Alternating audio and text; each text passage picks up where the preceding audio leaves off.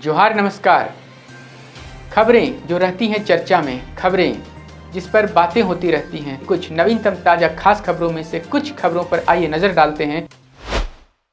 जोहार दर्शकों, स्वागत है आपका आज के ताज़ा समाचार बुलेटिन में। हम आपके लिए लेकर आए हैं झारखंड और देश दुनिया की 25 बड़ी खबरें। तो चलिए बिना देर किए शुरू करते हैं।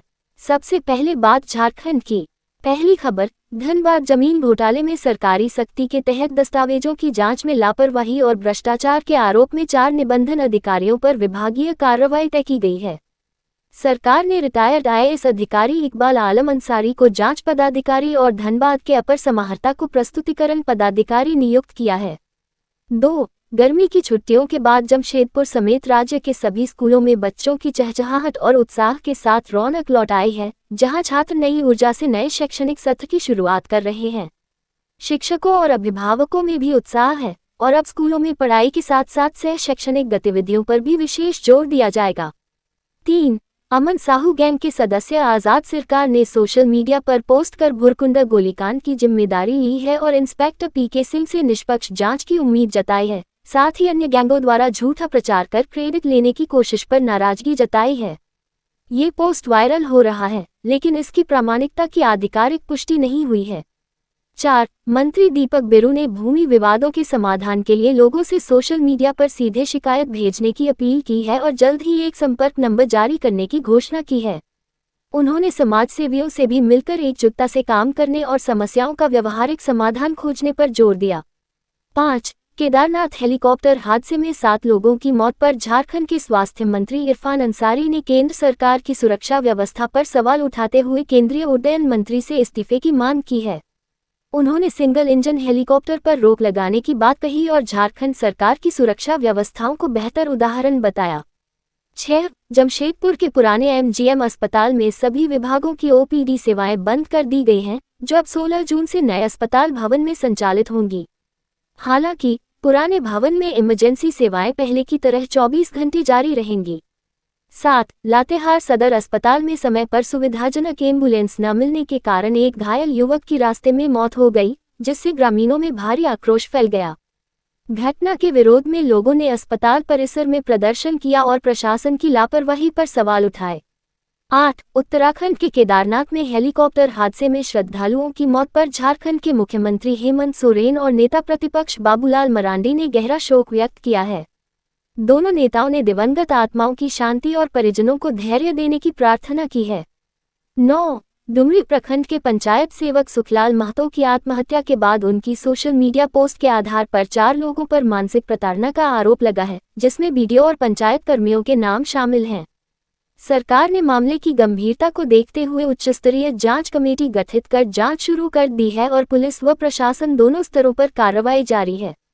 10. झारखंड के चक्रधरपुर मंडल में रेलवे ने हाथियों की सुरक्षा के लिए पहली बार एलिसेंस लाइव नामक आई तकनीक शुरू की है, जो ट्रक के पास हाथियों की मौजूदगी का पता लगाकर तुरंत अलर्ट भेजता है।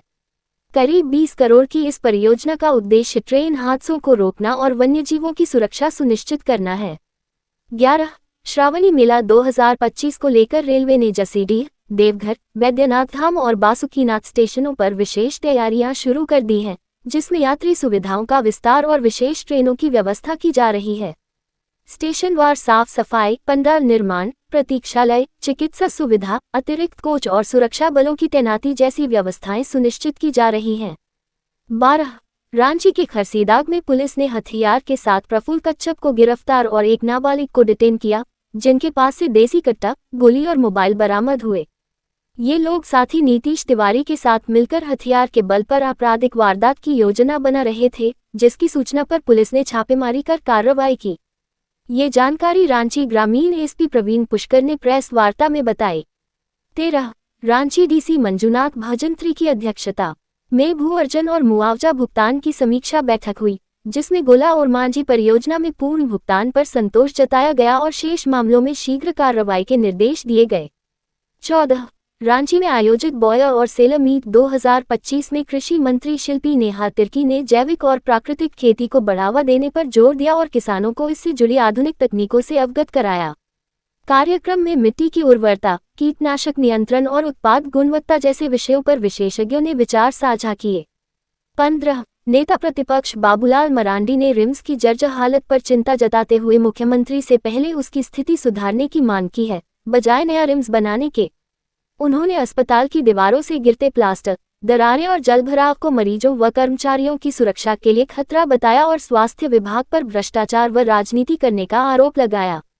16-12 जून को अहमदाबाद में हुए एयर इंडिया विमान हादसे में अब तक 270 शव बरामद हुए हैं, जिनमें से 11 की पहचान डीएनए जांच से हो चुकी है, जबकि एक यात्री चमत्कारिक रूप से बच गया। हादसे में मारे गए अधिकतर लोगों की पहचान जलने या क्षत विक्षत होने के कारण डीएनए जांच से की जा रही है और इस प्रक्रिया को तेजी से पूरा करने के लिए विशेषज्ञ टीमें दिन रात काम कर रही हैं। 17 बीसीसीआई ने न्यूजीलैंड के भारत दौरे 2026 का शेड्यूल जारी किया है, जिसमें 11 से 31 जनवरी तक 3 वनडे और 5 टी20 मैच खेले जाएंगे। ये सीरीज टी20 वर्ल्ड कप 2026 की तैयारियों के लिहाज से अहम मानी जा रही है और इसमें कोहली रोहित की वनडे में वापसी भी देखने को मिलेगी।